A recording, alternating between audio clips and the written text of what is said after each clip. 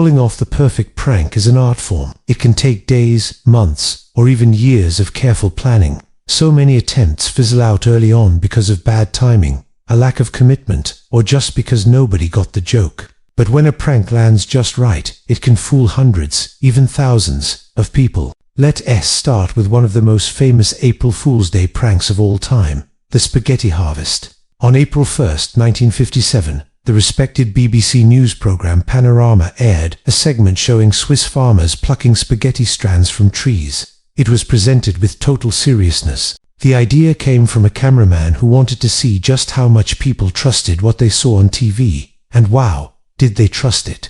Even with obvious clues that it was a joke, tons of viewers bought it. The BBC was flooded with calls from people asking if spaghetti really grew on trees and how they could grow their own spaghetti plants.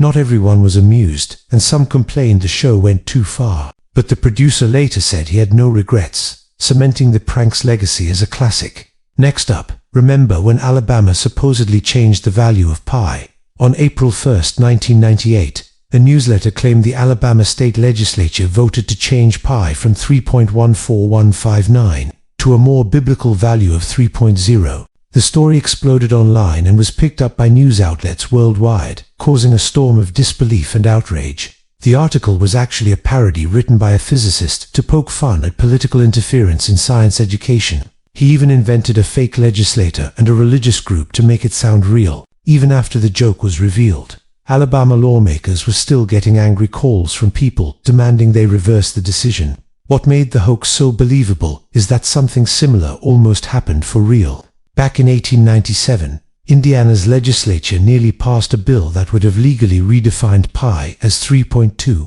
A math professor luckily stopped it, but that bizarre historical fact gave the Alabama prank just enough credibility to work. Finally, let's go way back to one of the earliest recurring April Fool's pranks, the washing of the lions. Starting in 1698, Londoners would periodically get invitations to a grand ceremony at the Tower of London to watch the lions being washed, and for some reason, people fell for it over and over again.